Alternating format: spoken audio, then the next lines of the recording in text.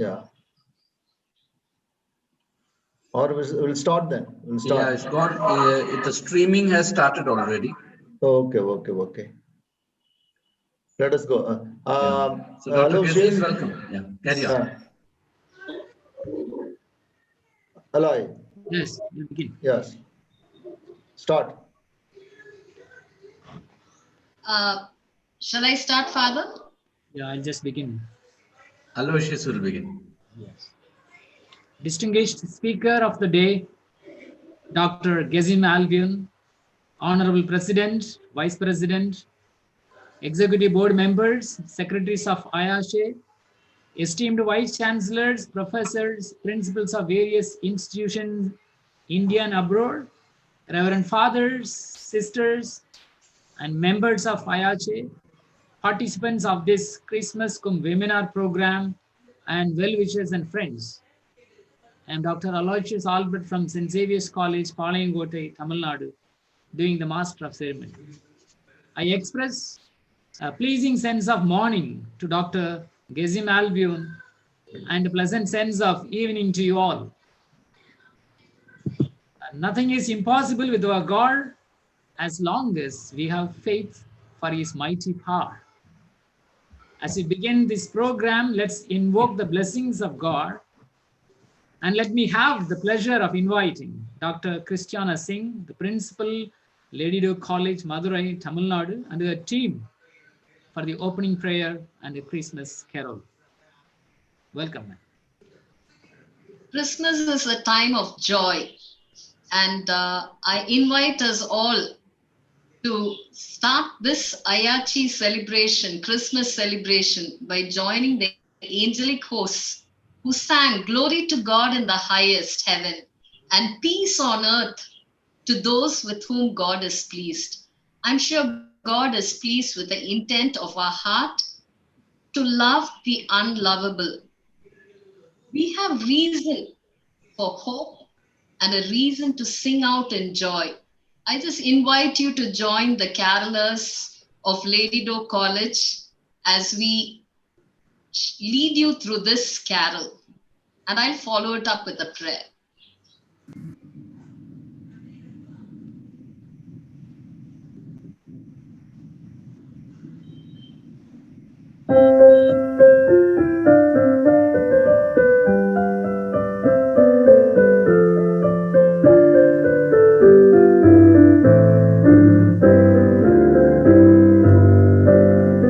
Christmas comes with songs of music, angels swinging through the air, bringing joy to all the people.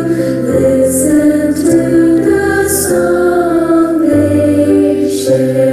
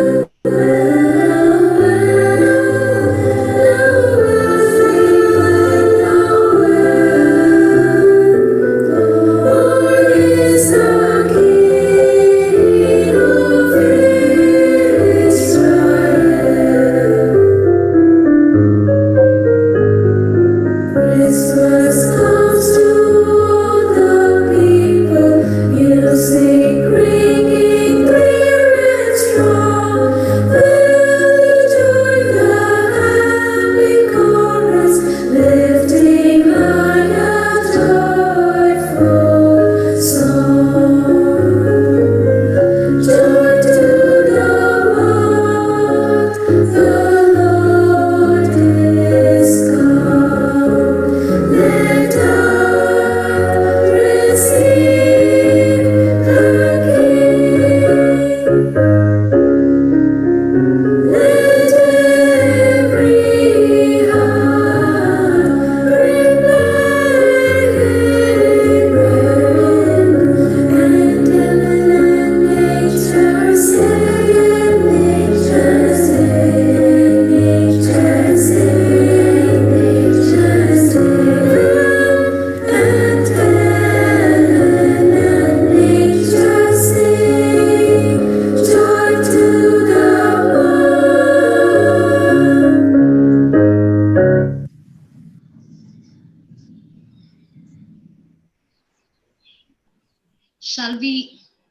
pray.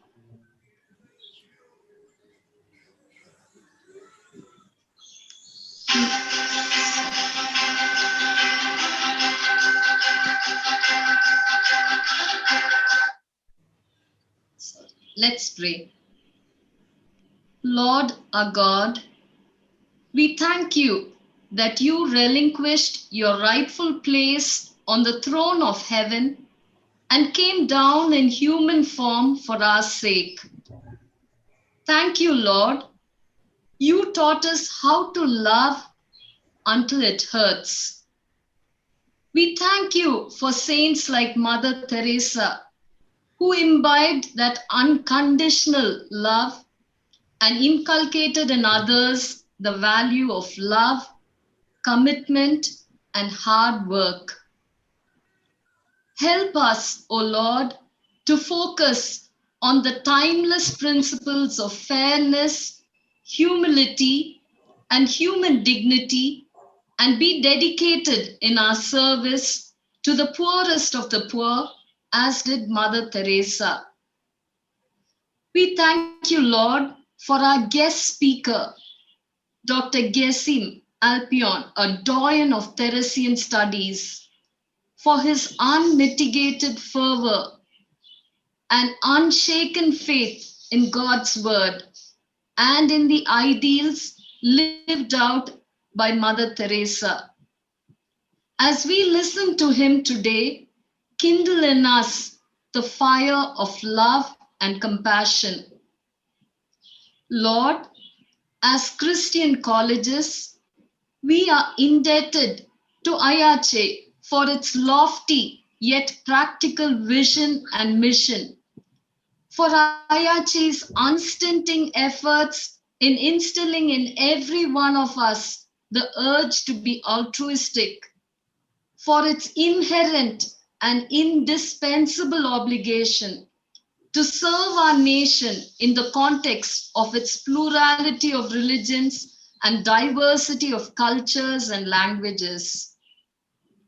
At this chaotic time, Lord, when hope is just flickering, I pray that the celebration of your birth will illuminate and enliven that dying trust in people's hearts, and we will live out that profound paradox of love.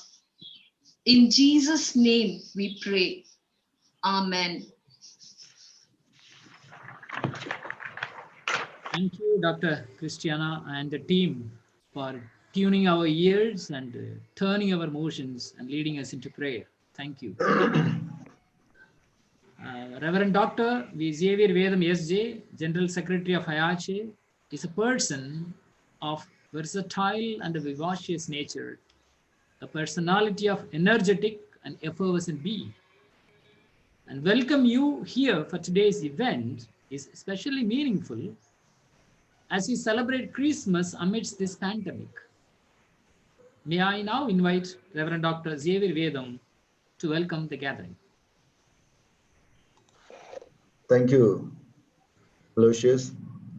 Distinguished Speaker of the Day, Dr. Gëzim Alpion, respected President, Vice Presidents, Secretaries, Executive Board members of AIACHE, Vice Chancellors, Principals, Professors from in and out of India, Reverend Fathers and Sisters, radiant members of AIACHE, recognized participants of this Christmas webinar program, and my dear valued well-wishers and friends. Good evening to you all. Pleasant good morning to our guest speaker today and also his friends from abroad. As 2020 has kept us indoors, yet made us move forward in terms of teaching innovation, innovatively, learning personally, and creating awareness on our health conditions. Our direction, our commitments, our attitude, our force, and our focus have been altered by the waves of devastating pandemic. Yet, God has sheltered us for a purpose, and we are here to make the world a better place to live in. We are at the season of hope, love, and peace.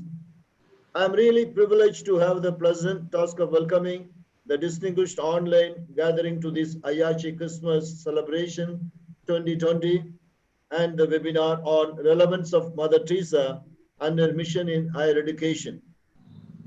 It is my greatest pleasure to welcome the President of AIACHE, Reverend Dr. George Satterfield, SDB, Principal at Salesian College, Sonada. Dear Father, I welcome you wholeheartedly to this program, and as our presiding guide, your presence is a blessing to all of us. I gratefully acknowledge at this juncture that the resource person of the day, Dr. Gëzim Alpion, was suggested by our President. Welcome, Father, and thank you, Father George. It is my pleasure to welcome the Vice Chancellors, Principals, Secretaries, Executive Board members of AIACHE, professors from inside and outside India. Welcome, all of you. It is my bounden duty to welcome the resource person of the day, Dr. Gëzim Alpion, founder of Mother Teresa Studies, sociologist at the University of Birmingham, United Kingdom. A renowned scholar in Mother Teresa Studies, as he is the founder, a celebrated sociologist, an exuberant, energetic, and enthusiastic person. Though being in India, our knowledge about Mother Teresa is limited. But here is a person who has done research on her work and mission in India. Mother Teresa's engagement with societal problems continues to appeal to the younger generation. Her simplicity of life and her commitment to serve the poor inspire the youth of today to live with a humane spirit. He is the right person to illuminate us with the values and virtues of Mother Teresa. On behalf of AIACHE and on my own behalf, I extend my sincere welcome to Dr. Gëzim Alpion. Welcome, sir. Thank you very much, Reverend Dr. Vedam. It's a pleasure to be with you. I would like to thank Reverend George Satterfield for his kind invitation. Thank you very much also to my very good friend, old friend, Father C.M. Paul. Thank you very much to Dr. Singh for leading the prayers and the wonderful choir for the carols. And thank you very much also to Dr. Albert. Ladies and gentlemen, it is my enormous pleasure to be with you today because I am among colleagues, and more importantly, I am among the people who welcomed Mother Teresa wholeheartedly and shouldn't have been able to achieve what she achieved if she was not welcomed in India as she was. Before I start, I would like to welcome colleagues from around the world who have very kindly joined us. So it is in these strange times, we can say during a talk, good morning, good afternoon, and good evening. It just shows the power of technology. So it's very kind of you for finding your time to join us. I have had the pleasure of visiting India, Calcutta in 2005 and New Delhi. And one cannot understand Mother Teresa unless one visits India. And what I found of interest is that very few countries would welcome a foreigner like Mother Teresa and make her feel a native. And that happens only in countries with ancient civilizations like India. And for this, as a scholar and also as a compatriot of Mother Teresa, I am very grateful to India for welcoming Mother Teresa. Today, I am among colleagues, so I will try to be as technical as possible in the terminology I use because I know that I am in the community of my own. What I would like to do is just to talk to you briefly as to how I came to study Mother Teresa, although my formal education is in authorship. but it is strange to see the extent to which the author and the hero and the saint have quite a lot in common, and I'm trying to, in a sense, dissect this concept today.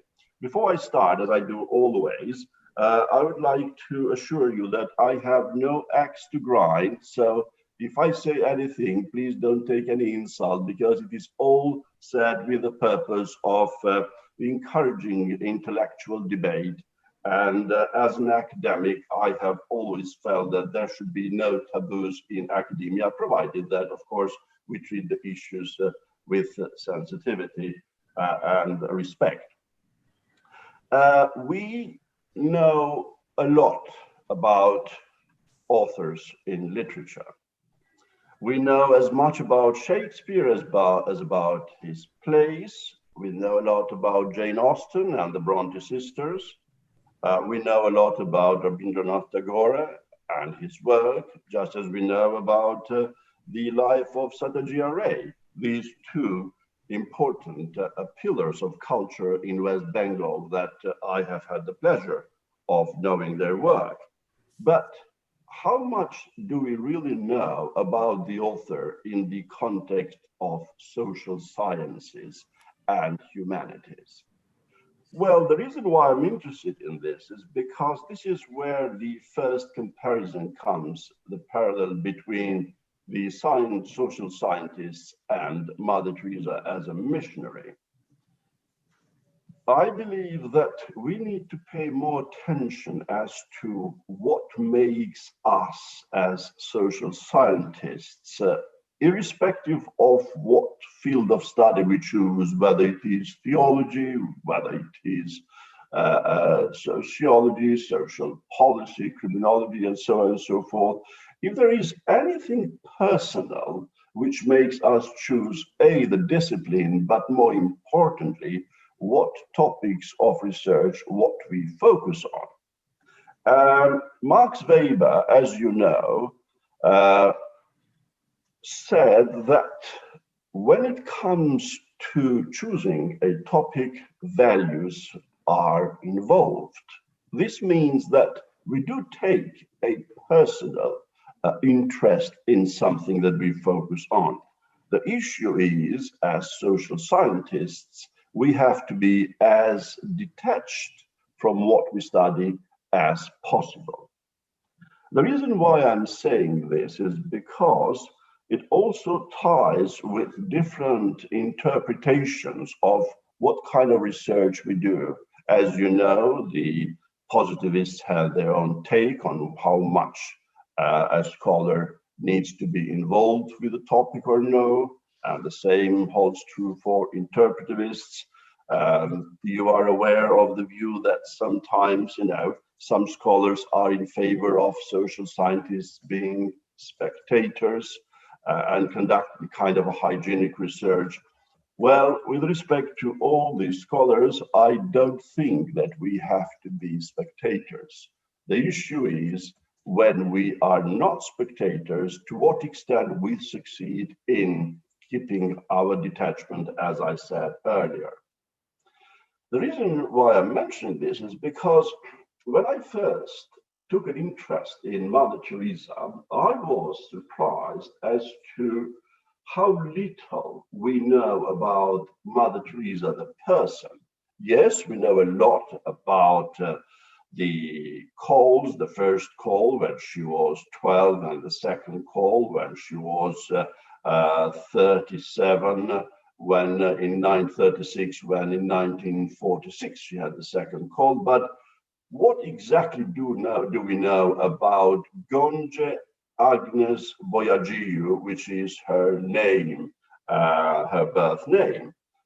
Well, I was surprised, and not in a very pleasant way, when almost 20 years ago I took an interest in Mother Teresa, that there is almost nothing important about the 18 formative years that she spent in Skopje. Mother Teresa can be studied from a multidisciplinary approach.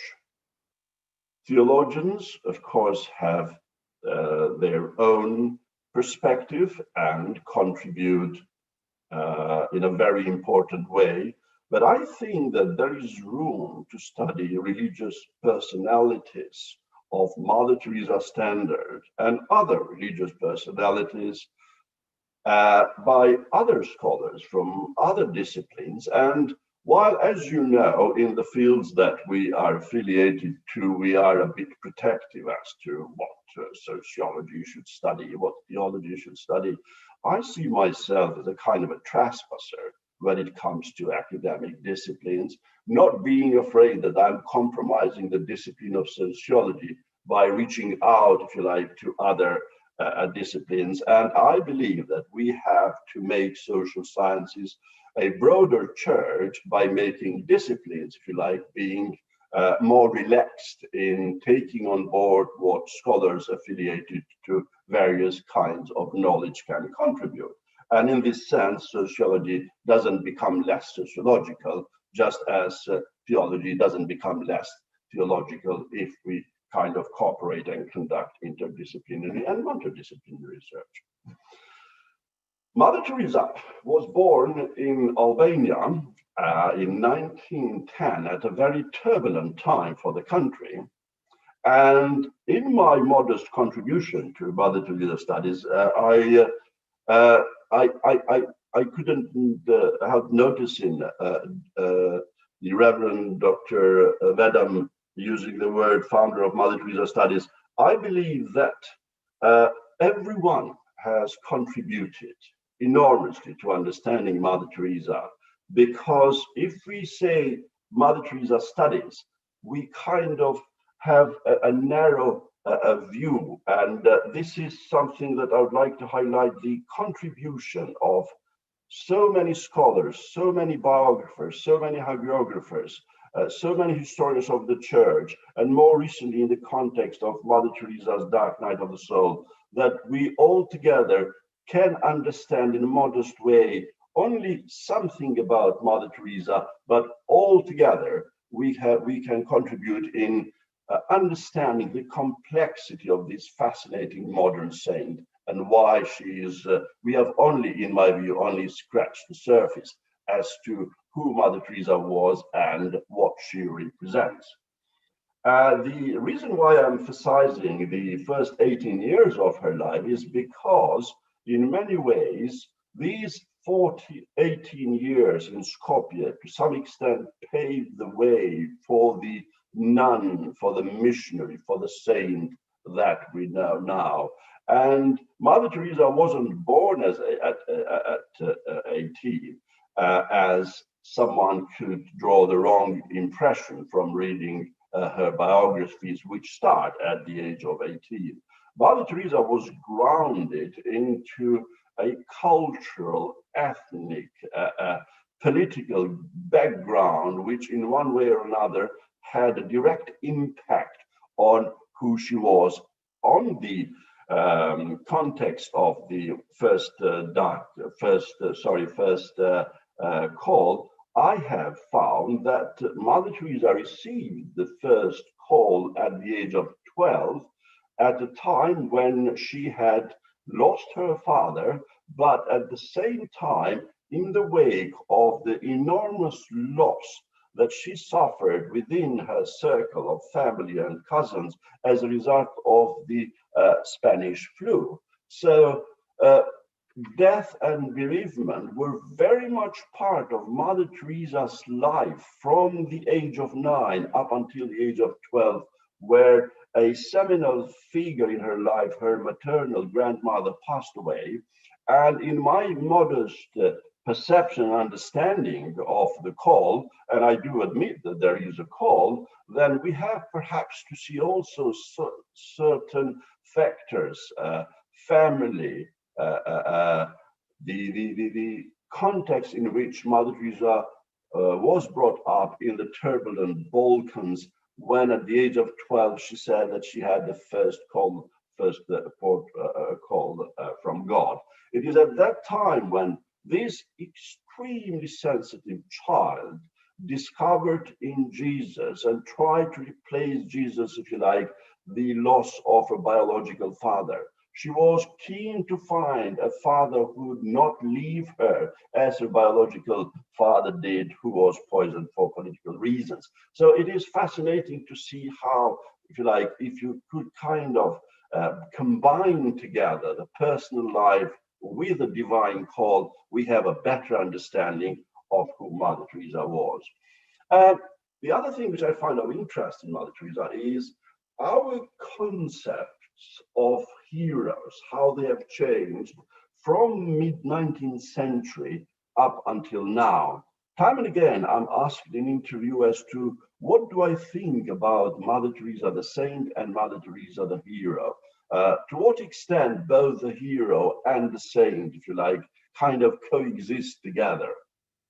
If I could just digress a bit, in my view, there are a couple of, or at least several authors, which us as social scientists might focus on in order to understand how our notions of heroes have changed in the context of how society has evolved or has been impacted by the graphic revolution, as Bernstein called it in the early 1960s. I'd like to draw your attention initially to a fascinating book published in 1841 by the historian Thomas Carlyle, and the book is called On Heroes, Hero Worship and the Heroic in History. Interestingly enough, in this work, Carlyle draws attention to 6 categories of heroes, and I list them: divinity, prophet, poet, priest, man of letters, and king. What is fascinating about these 6 categories is that they represent a more of a classical understanding of who the heroes were.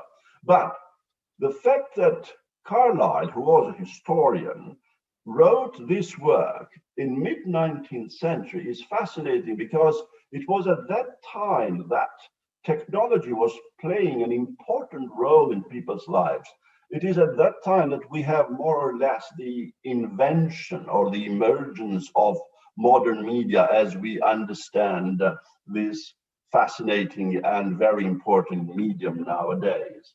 It was at that time that we have the emergence in the context of Western capitalism, if you like, of a new type of hero, of the captains of industry, as another Scottish historian reminds us, Samuel Smiles, who in 1859 wrote a bestseller called Self-Help with Illustrations of Character and Conduct. If you compare the types of heroes of the Carlyle category and of these Samuel Smiles, you'll see that Samuel Smiles is interested in what he calls captains of industry, people with vocation, people who were so determined to achieve what they believed they were born to achieve that they would stop at nothing.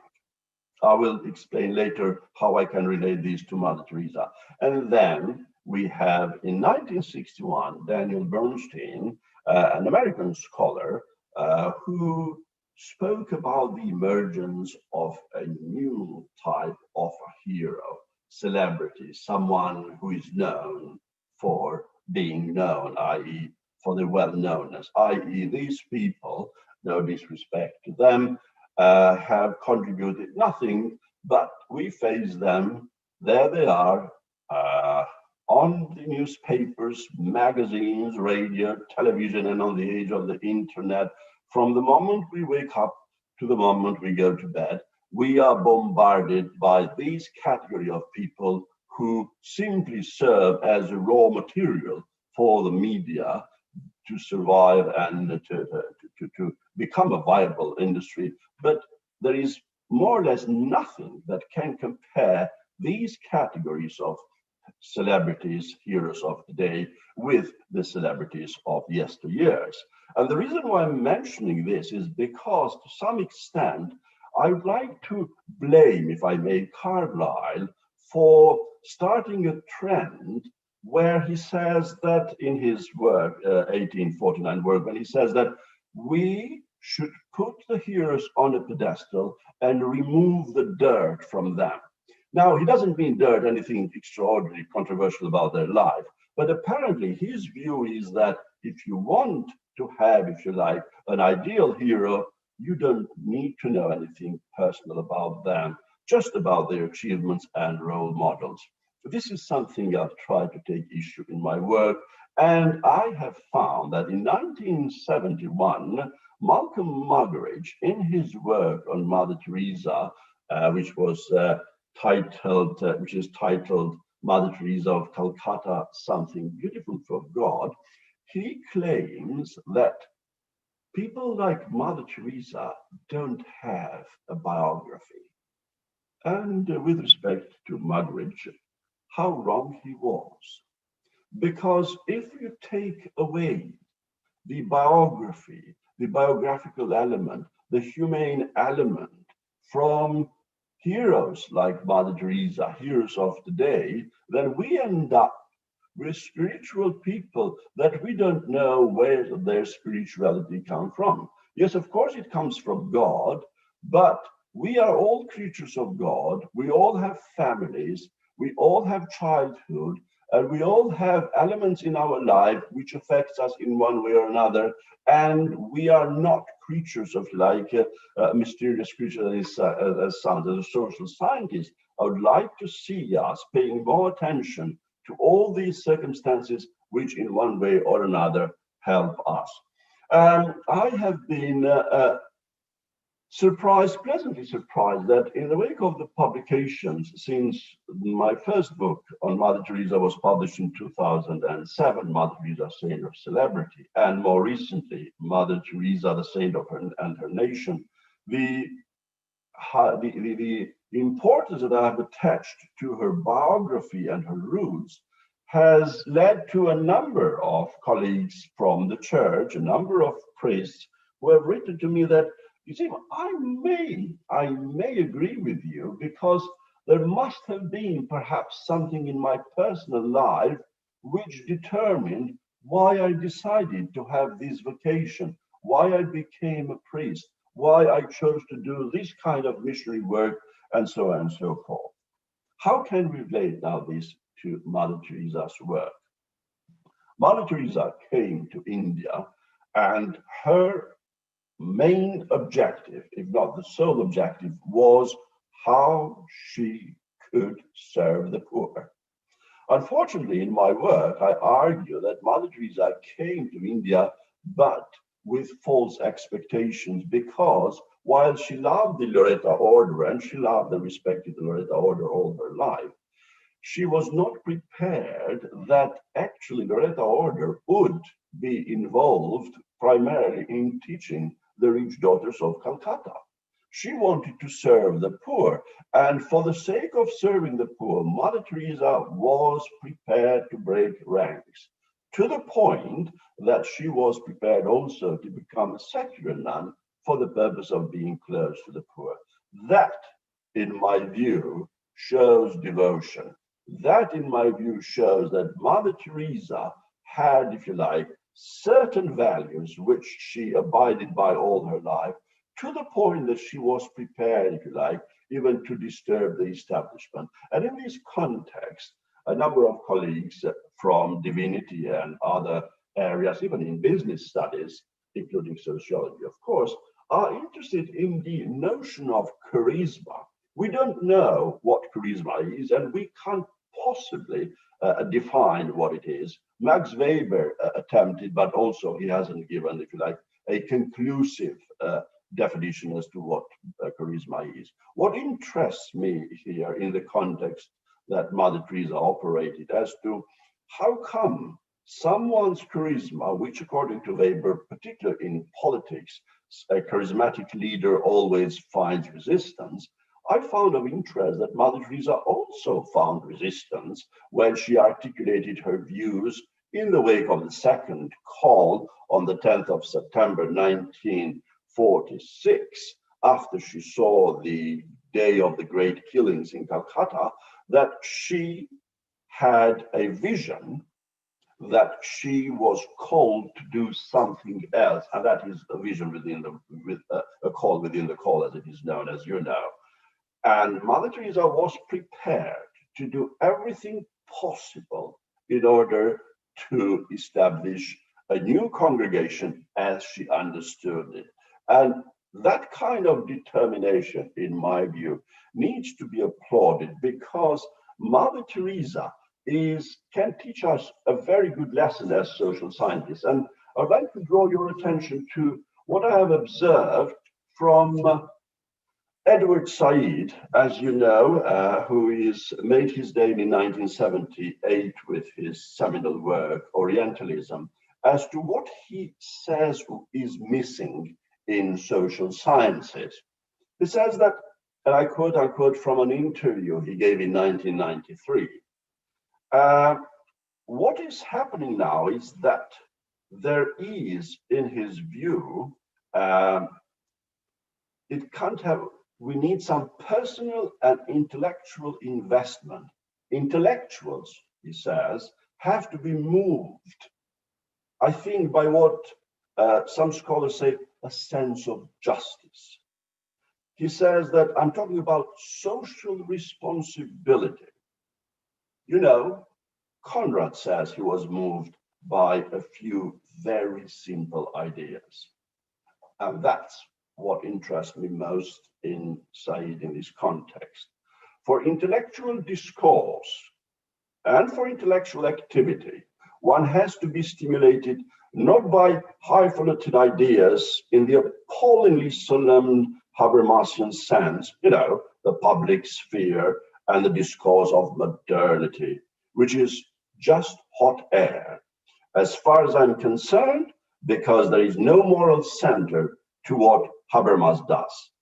I think there has to be a kind of a moral view, as you find in Chomsky and Russell and so on and so forth. Of course, what Habermas says is not all hot air, but what I think he's trying to say is that we need to do research which really has an impact on people's lives. And that's what Mother Teresa did. She is not blaming the Loreto Order for being an education congregation with a charism on investing on education. She appreciated that. She simply didn't see that as being her calling. What she wanted was to be involved more with people's social life, how she can improve that. And in that respect, she took sides. And the only side Mother Teresa took was the side of the poor. And that is outstanding for someone like Mother Teresa. And in order to understand why she was so keen to do that, just pay attention to what I said earlier. If you could think what I said about bereavement and death being so important in her life. And Mother Teresa, it appears, from that moment, as a child and then a teenager, devoted her life to the people who were in the final moments of her life, telling them that they were not worthless, they were not human debris, they were dignified human beings. And for Mother Teresa, if there was anything sacred, human dignity was sacred. And that's what we in social sciences need to do. Try to, if you like, what is missing somehow in sociological studies or in other areas in social sciences, what C. Wright Mills calls sociological imaginations, how we relate our personal problems with the problems of the society. This is what could give more meaning to the research that we do. And on a final note, I would encourage as many colleagues as possible from a variety of disciplines, whether it's social sciences or humanities, to build bridges and study Mother Teresa, and not only Mother Teresa, but also other religious persons, because one of the things that I learned when I was in India, whether it was in Calcutta and in New Delhi, there are a lot of do-gooders in India. They are not only Christians, they come also from other religions, Islam, Hinduism, and so on and so forth. what separates Mother Teresa from other do-gooders, whether they are secular or religious, is that Mother Teresa understood the value of mass communication.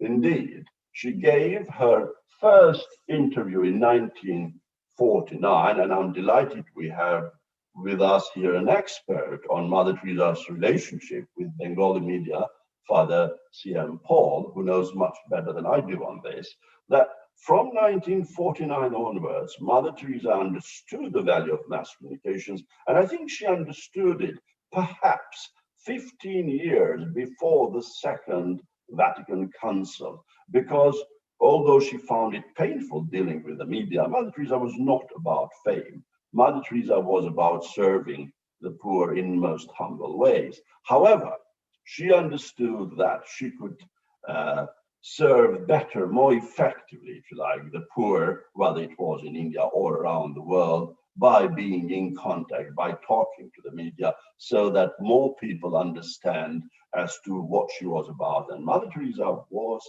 about the poor, and not, on the final point, not only those who were poor because they didn't have enough. Mother Teresa was also about spiritual poverty, and it is for these reasons that her work resonates. That's why she has this kind of following everywhere in the world, in the developed and developing world, because she understood that poverty should not necessarily be relegated as a footnote of only for those who are not poor financially, and so on and so forth. And if I could conclude, what I find of interest and fascinating is what Mother Teresa has been very much criticized for. Dr. Vedam, how am I doing for time? Can I talk for 2 more minutes, or? You can go ahead. Yeah, what I find fascinating is Mother Teresa's ability to be in the company of some controversial figures. Well, Mother Teresa was not a political nun. She could be political when she wanted, but she was not a political nun. What I think inspired her relations with controversial figures as well as with respectable figures is that Mother Teresa believed in redemption, that apparently everyone could change. And that kind of open-mindedness, that kind of pragmatic approach, in a sense, is something that we as social scientists have a lot to learn from. But as I said earlier, Mother Teresa, we have only started, if you like, trying to understand who Mother Teresa was, and in the context, and that's the final point, in the context of her spirituality, and in particular, her dark night of the soul, i.e. spiritual darkness. It is at that time, then in 2007, I understood that I have to stay more with Mother Teresa, because then I understood how complex a religious personality Mother Teresa is. And then I understood better that the greatest of believers are also the greatest of doubters. And that shows as to how much we need more to understand what exactly that means, because no one has the answers. Life is a mystery. I am absolutely certain that by paying more attention to Mother Teresa, we at a personal level would have a better understanding as to what exactly we are all about. What's the purpose of life? And more importantly, by doing this, by explaining this to students, we inspire them to be socially active, but at the same time, we challenge their views. We make them better thinkers, because at the end of the day, we are all educators. We do not intend to just crowd their heads with ideas. We want them to be original thinkers. And there is no better way, in my view, as to tell them that here you have Mother Teresa, a very orthodox nun, but also a charismatic nun, a revolutionary nun at the same time, but a revolutionary who was never perceived as a threat. Well, thank you very much for your attention. I would be delighted to receive any question, any nice question, good question, not difficult questions. So to Father George. Yeah, thank you, Dr. Alpion, for your lecture. This is our way as the All India Association of Christian Higher Education and its member colleges, and especially our faculty across the country, to be in this season of Advent preparing for the Christmas day. In most of our institutions, we have this tradition. We saw how the beautiful carol singing from Lady Dwar College, and that's something that gets replicated in different ways with cards, decorations, and coming together of the student body and the faculty to acknowledge inner reality that in a Christian educational institution, which offers secular studies to the best possible that the country can, or in our own setup that we can, there is more. And we have been, looking as an organization how with this kind of a lecture from your side, we could bring, as you beautifully put it, the religious dimension of an individual's personal choice having social implications and sociological relevance. Now, that's the point you made in GIST, and we appreciate that. And I think most of our colleagues here would. I would like to set the discussion for those who are listening to me and all of us.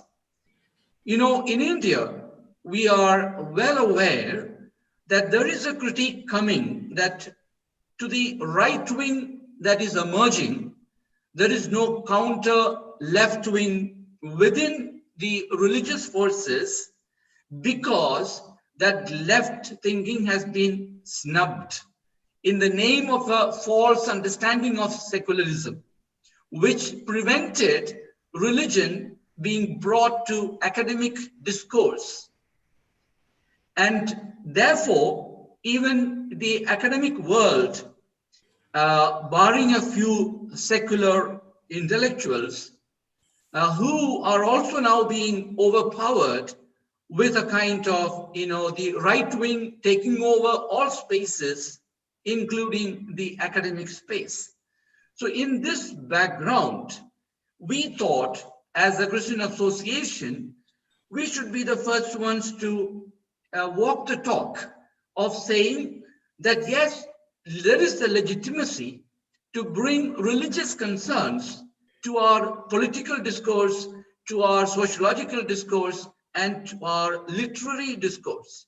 And that's what you have so beautifully initiated. Now, let me pose two questions as a starter. First, we would have, the feminists making a kind of objection that did Mother Teresa really encourage anything more than basic education to her own followers or her nuns? And if so, to what extent would she be a kind of person feeling comfortable by dragging her or bringing her today to the higher education scene?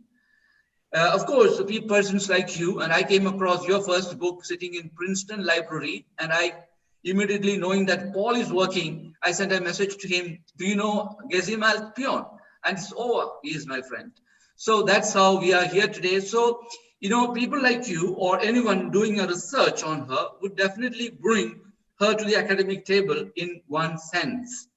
But would she, really encourage higher education? That's one kind of a question that could come.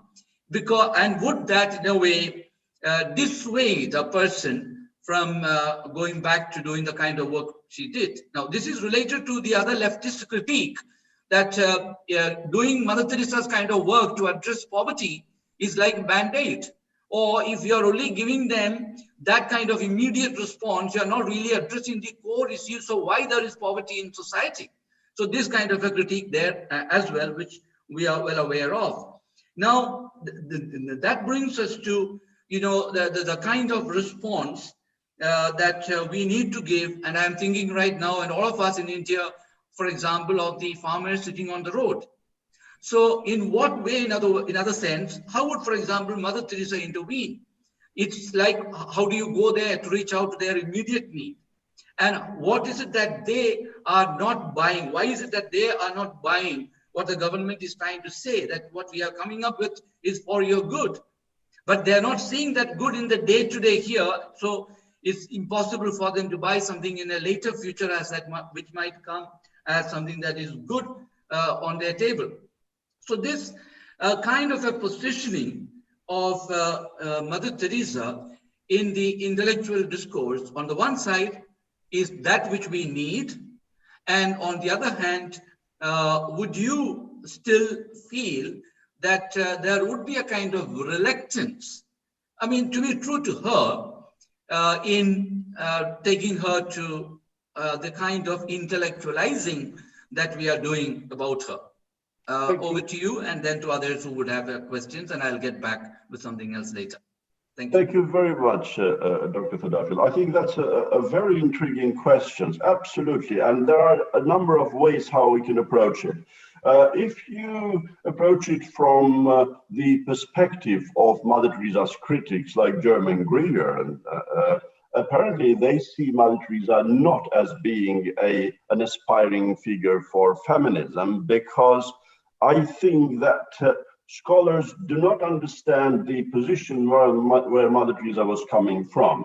Mother Teresa was loyal to the Vatican and loyal to the Orthodoxy.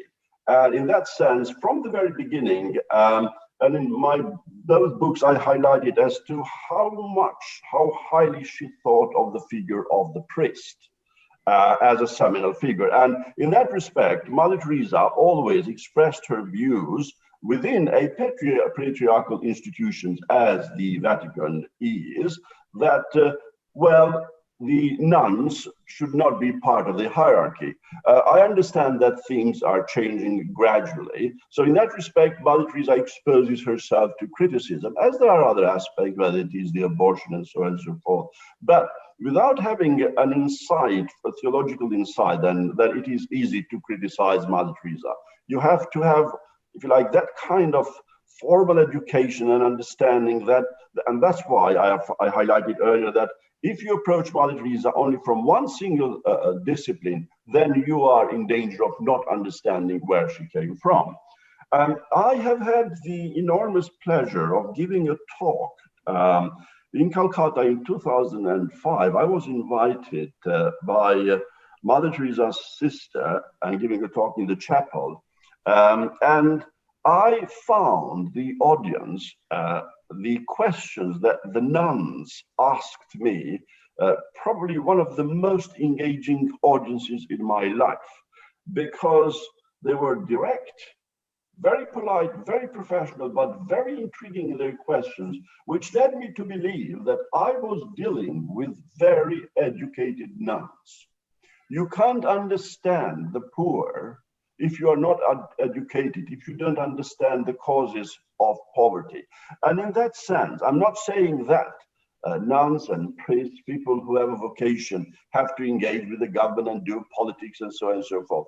No, I don't see this as being the vocation of direct vocation of politics, of religious people. And in that respect, if I could just draw your attention to the very good context Mother Teresa had with the communists of West Bengal. For 20 years or so, Mother Teresa, a religious person, was in good contact with the leftist government of West Bengal, and notwithstanding their ideological differences, Mother Teresa was a pragmatist, because she thought that she could help the poor, but you can't help the poor only by preaching. You can help the poor by talking to people who are in power, who can help you with investment, buildings, and so on and so forth. So from that sense, Mother Teresa, within the patriarchal institution as the church still is, was capable of showing that there is a way of how one can work. I have learned that there are a number of Mother Teresa's nuns are encouraged to study while they are nuns, and I find it a very good development. And if that's a trend that Mother Teresa encouraged, I think that we should perhaps pay more attention to this, so that the nuns are not necessarily living within the safety of the convents. And that's what Mother Teresa did. Mother Teresa wanted to take Jesus out of the convents, especially at a seminal time, very crucial time for India. She wanted, as she understood it, a new mission for the missionaries. And that this kind of vision came from a woman, for me, is very feminist and very, we need to applaud. And for her to do this with this, as I said, this kind of patriarchal institution as the church is, I think it shows that she had vision, and also she knew how to work within the system by being revolutionary and not necessarily threatening at the same time. I don't know if I kind of addressed some of the issues, Dr. Thaddefield. Yeah, thank you, Dr. Alpion. Yeah, I guess we need to make a distinction between, a person and his or her calling, whether it's a nun or a priest, coming to whatever field, whether it is social work or healthcare or education, and the impact of that work.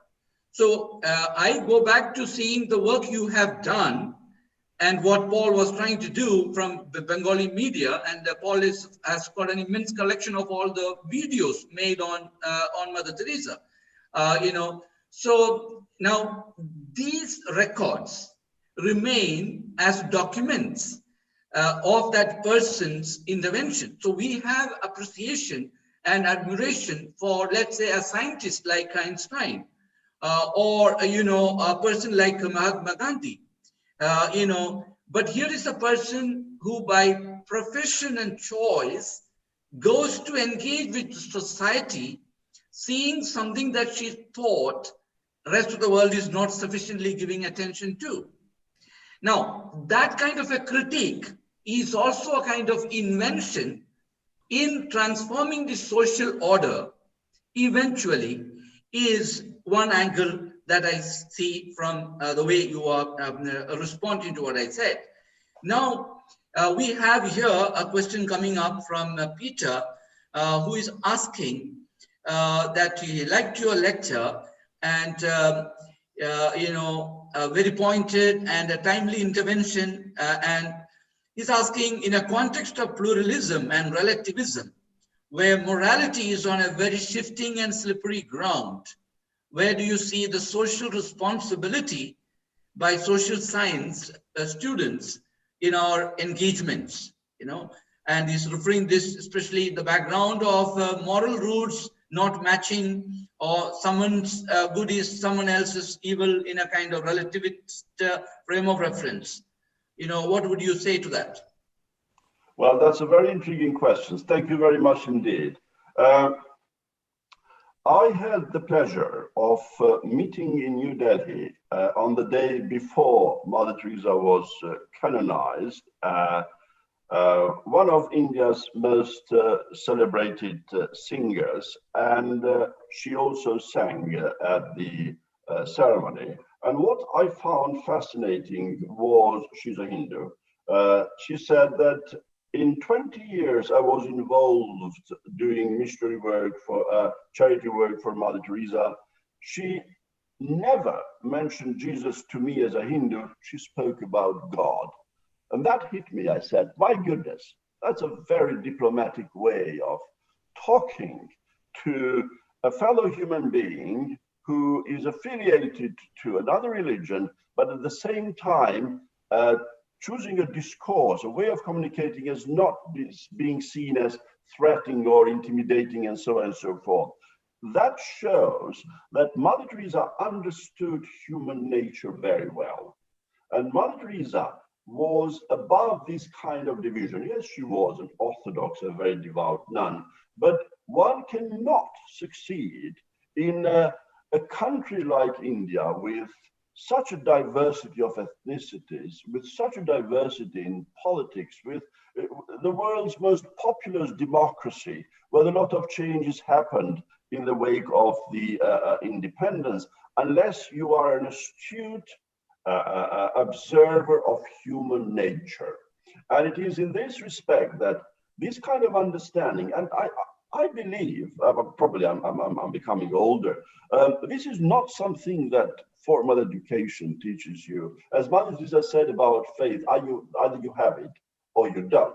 And yes, I mean, there are some skills which, you know, are developed further in life, but that sophisticated understanding of how human mind operates, how you can reach out, how you can establish bridges, how not to impose that your way of thinking is the only way of thinking and others have to follow. There are other ways of how we can communicate.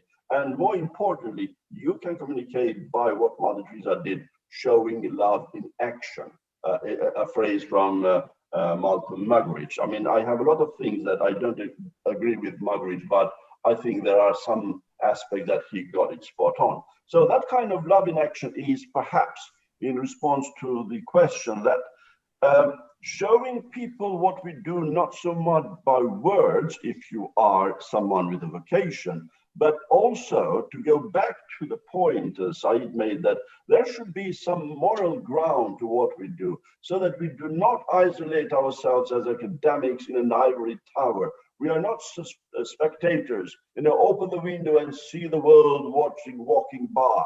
We are very much part and parcel of society, but it's very important that we maintain what Weber always highlighted, the significance of being detached in what we do, so that through our work, it's the science that speaks, that we do contribute, but we do not take sides. And, well, I mean, this is rather controversial because we always do take sides. The point is, once you do the research thoroughly, you know that you have given an opportunity to all sides involved, then you are justified to say that, sorry, I think I've done justice to all points of view, and there is no need to apologize. And it is in this respect that Mother Teresa led by example, and she was not, if you like, afraid to express her opinions. And while she always loved Loreto Order, she was mistreated at Loreto. There is no doubt about it.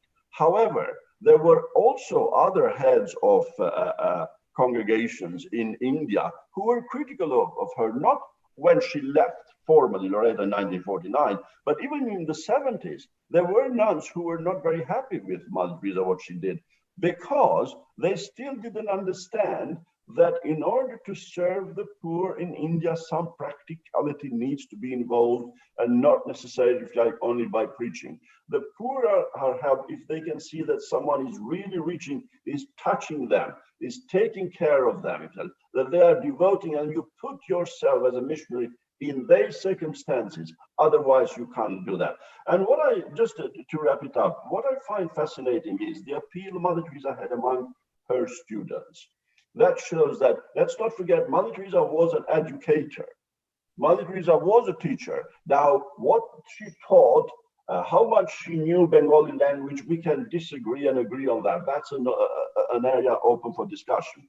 But we know that she taught history. We know that she was a teacher of geography. We know that she was a poet, and she even contemplated in Calcutta, in Skopje, of being a writer before she became a nun. In other words, Mother Teresa was a very sophisticated nun, and I wouldn't buy the argument that Mother Teresa's reading was limited. If one reads Mother Teresa's letters in Come Be My Light, there are hints there as to how Mother Teresa always read with a purpose. So this nun is not a dimensional nun. In my view, serious efforts need to be made to make Mother Teresa a doctor of divinity, a doctor of church, because that's how fascinating and multi-layered her dark night of the soul.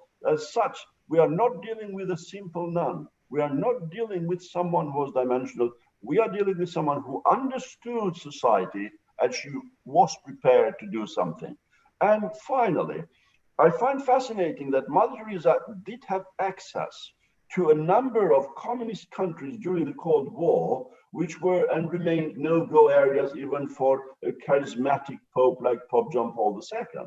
Why? Because Mother Teresa, different from Pope John Paul II, she never made controversial remarks about communism or about the regime in Albania that mistreated her family. That's how she led by example, if you like, that in order to, if you preach forgiveness, you have to lead by example. But I think that in addition to the keep thinking that human right is sacred, human dignity is sacred, I genuinely believe that she thought that there is something good in all of us. And I think that's what we have to explore as social scientists and teach this to students so that they, when they become social scientists, incorporate that humane aspect with theoretical, whatever theoretical angle they approach. Thank you, Dr. Alpion. Very beautifully answered. We have to bring this to a close, and I would like to, put it into three observations. First of all, that the point that you made with regard to human dignity and the value of human life being the crux of the choice that, as you rightly said, she very knowingly and understandingly took. However much we may from outside say that, it was a hasty decision, or it was, let's say, whatever, like or a problematic decision, as Paul is trying to remind us that Sister Gertrude, one of her first followers, was a gold medalist in medicine, but she told her, well, right now what we need is not that, but come with me. But definitely her medicine helped in the work that she did. It's like saying, I saw yesterday in the placard of the farmer sitting out, holding a placard saying, I'm a PhD holding farmer. So we can't sit here and say all the farmers sitting out there on the road in Delhi are doing because they can't do, they have not been educated, or they don't know what they are doing, or what is happening. So the same way, this is from social science, coming back again to why we wanted you to give this Christmas lecture to our faculty in this time of the year. You take any social science, at the end of the day, the proof of the pudding is, does your theory bring hope, bring life, sustain the dignity of human life? So I think there she has made an intervention which we as academics ought to go in search, and you have shown the way. Thank you. Second observation is, of course, we could, as you said in the first part of your lecture, what really motivated her? That she saw the impact of the Spanish flu in her own childhood, in her neighborhood, experienced death of her grandmother. Something urged and gave her this vocation. But we also know that she was in Ireland as a novice, and she joined the Lorettos, and they had a very specific mission of education. So she at some point did take on education as her life choice in becoming a Loretto nun. So here is, and she comes to India, and as you said, you can't understand Mother Teresa if you have not been to India. And in the India and the Kolkata of the 1940s, when she makes that drastic choice on September 10th, 1948, what is happening is, from this choice for education as the service that she would render, there's a reversal happening of service is education. Service is education. Today in our campuses, we are trying to see, for example, how to bring service learning, community engagement, how we can do organic farming, how we can encourage our even trade and commerce students to do, incubation exercise. So we need to go back to persons like her in order to fully appropriate our own commitment as teachers, as faculty members, as professors, even while we, this kind of a radical critique to the role of education in society today across the world that is transforming itself so massively, I think is the kind of thought that I would like to or from my part, end this session with regret we started a few minutes late. Thank you for being with us, and it has been a very beautiful time for all of us, and I'm sure there must be many more questions, and I'm sure some kind of an exchange could continue, from this engagement that we have begun with. Thank you. Thank you very much indeed. It was a pleasure and an honor, and I wish you all the best. Thank you, Dr. Gëzim Alpion. And you are the pioneer in the academic study of the phenomenon of celebrity. I also thank Father George for moderating session and making us the saint present amidst us. Thank you.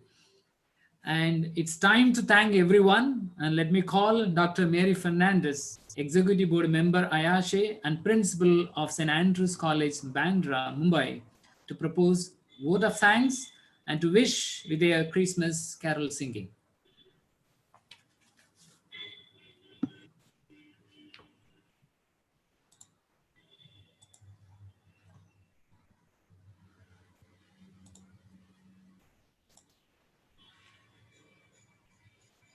We can't hear you, Mary.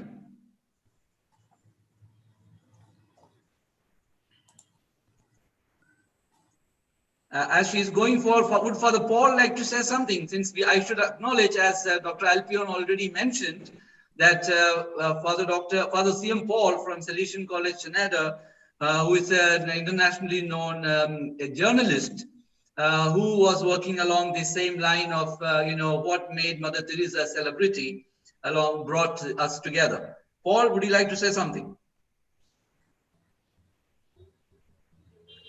Those who are reading can read the comments, beautiful ones that he has typed in on the sideline. Father has to join the panelists because he cannot able to unmute himself. Okay. So I just read out as Mary is getting ready there. And this we have heard. See, those of us, by the way, I have had breakfast with Mother Teresa. We have shared the same hymn book at Mass. You see, when you know a person, where even the junior nuns do not have that experience. The knowledge that we talk of, we create, a person's life is a text which we study. The text speaks to you when you live with a person quite differently. And I guess this is what even applies to everyone. Persons who have lived with Gandhi, carry and cherish for the rest of their life, what motivates and commitment of that nature.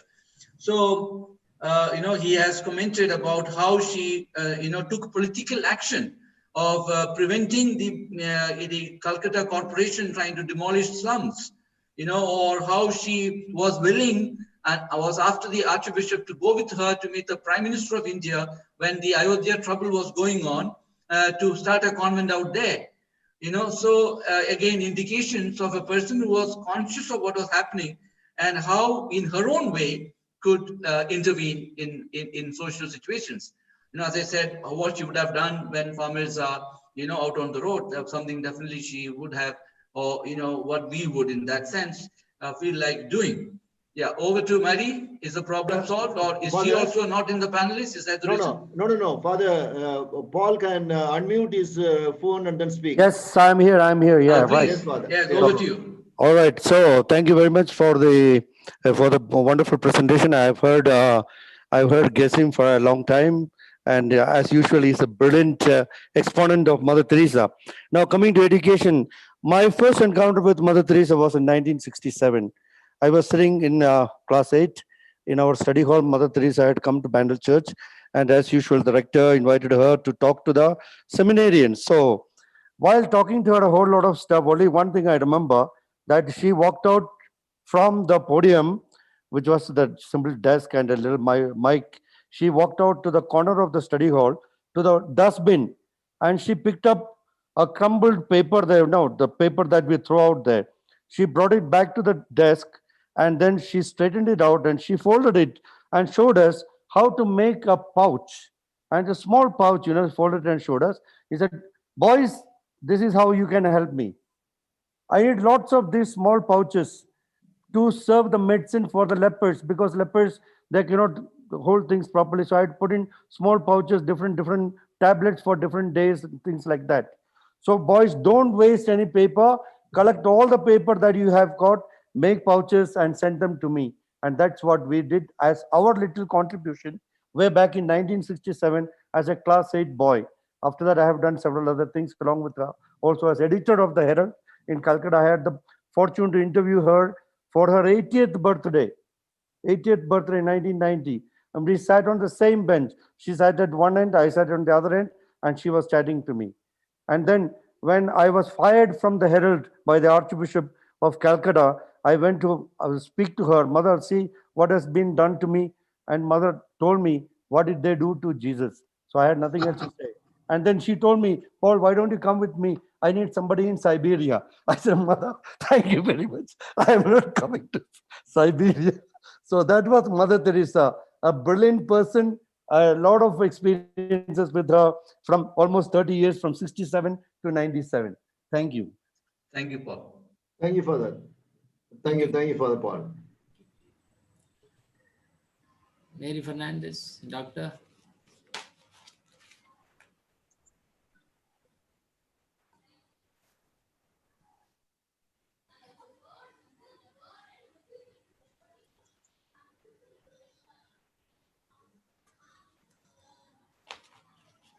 Farda, are they ready? Dr. Madi, we can't still hear you.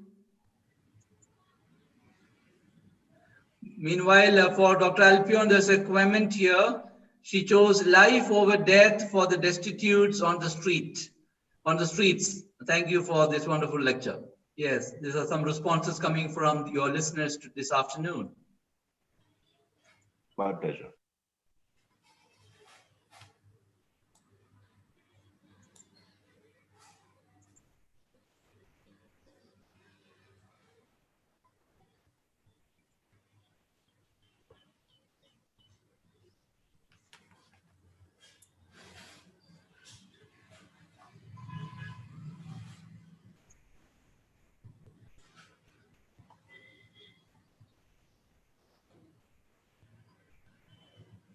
Maybe, Yeah, we will.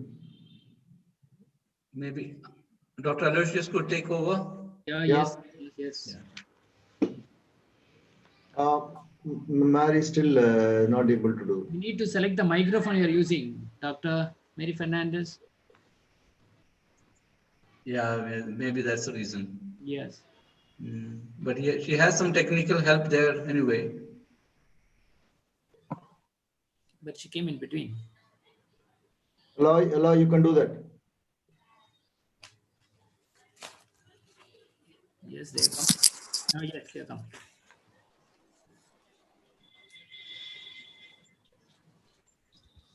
Oh, Hello? Yes. Yeah. Oh, yes.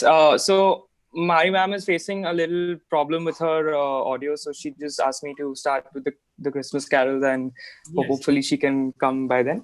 Yeah, please. Okay.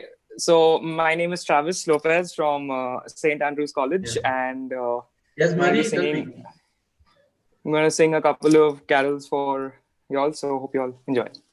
Okay. Yes.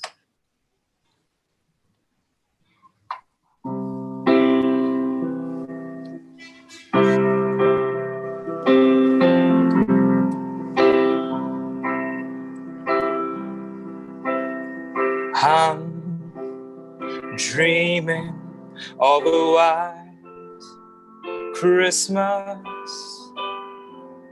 just like the ones I used to know, where the treetops glisten and children listen to hear sleigh bells in the snow. And I'm dreaming of a white Christmas, with every Christmas card I write. May your days be merry and bright, and may all your Christmases be white. Sleigh bells ring, are you listening? In the lane, snow is glistening. A beautiful sight, we're happy tonight, walking in a winter wonderland. Gone away is a bluebird, here to stay is a new bird. He sings a love song as we go along, walking in a winter wonderland. In the meadow we can build a snowman and pretend that he is Parson Brown. He'll say, are you married? We'll say, no, man. But you can do the job while you're in town. Later on, we'll conspire as we dream by the fire. We're facing unafraid the plans that we made, walking in a winter wonderland. I'm dreaming of a white Christmas, just like the ones I used to know, where the treetops glisten and children listen to hear sleigh bells in the snow. Oh, I'm dreaming of a white Christmas, with every Christmas card I write. May your days, may your days, may your days be merry and bright, and may all your Christmases be white. May your days, may your days, may your days be merry and bright, and may all your Christmases be white.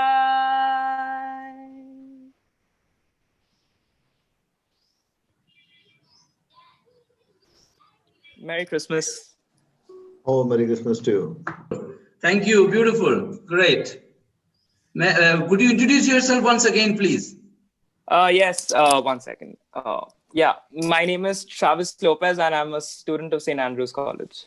Okay, and great. I think you are speaking for your principal who has some problem in her office machine. Yes, so, yes, and yes. she just told me that the college foundation stone was laid by Mother Teresa. And that's why she wanted to be part of this and to propose the vote of thanks, and that she has a number of outreach programs, you know, I think, I've been there to your campus. It's beautiful and you all are doing great. Nice. And you did very well today. Thank you. Thank you so much. Is she coming or? You know, she won't be able to come. Okay then. Yeah.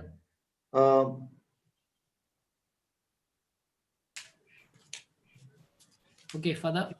Yeah. Yes. So we have come to the end of the program, and we wholeheartedly thank the speaker of the day.